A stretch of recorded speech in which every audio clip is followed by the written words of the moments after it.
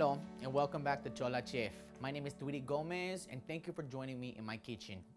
Today I'm making pollo de chardonnay. Or for all you gringas out there, just kidding. For all you white bitches, I'm making chicken chardonnay.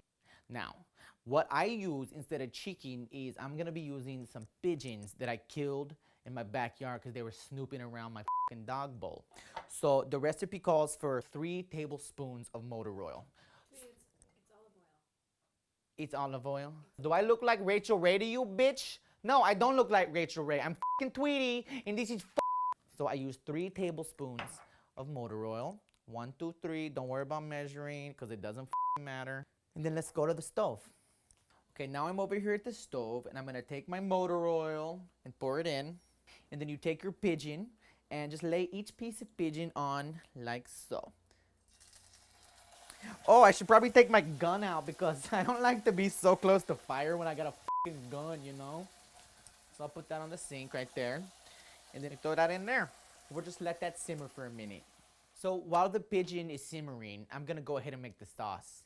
The first ingredient for the sauce that you're gonna need is an egg, some tarragon, then of course you're gonna need magic mushrooms, and don't forget your thyme. And of course, the most important part of the chicken chardonnay is the chardonnay itself. But in this house, I don't have chardonnay because I'm 6 months sober. Thank the Lord in heaven. Mwah. But what I do have laying all over my fucking living room and kitchen is malt liquor because Popeye loves malt liquor and he drinks it every day and every night.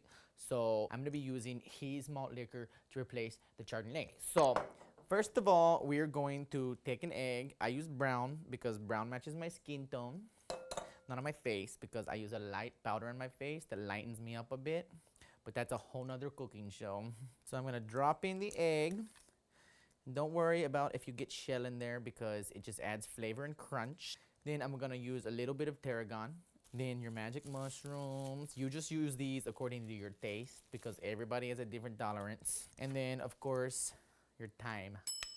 And the same thing with these, just put a little or a lot, whatever you like. If you want to get really happy after you eat it, or if you just kind of want to mellow out, listen to music. And then the most important ingredient, of course, is the malt liquor.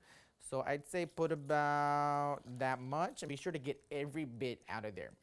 So then I need my spoon, which I have back here. And I'm just going to mix it around. And you just want to kind of stir, a medium to heavy stir. So let's take this sauce to the stove. Okay, now that my sauce is ready, I'm just gonna go ahead and pour it over the pigeon, which has been simmering over here. Just get as much as you can on each part. Let the mushrooms go in. This looks so good. Sometimes the olive oil gets really hot though. So you back up and then if I just... No! It's in my eyes! Stop! Cut tape! I'm so sorry you had to see me in that condition, but sometimes I just gotta take a minute, you know? But while we were on break, the pigeon finished cooking and it looks absolutely amazing. So I'm gonna come over here and we're gonna plate it for you. Oh my God, you guys, this pigeon smells so fucking good. So I'm usually gonna serve this with probably just a side of beans and rice. Hey, Tweety, where's my fucking dinner? You know what, Popeye? F you, bitch. The fucking pigeon is almost done. And it looks really, really good like this. And if I could just dig in there. I can't.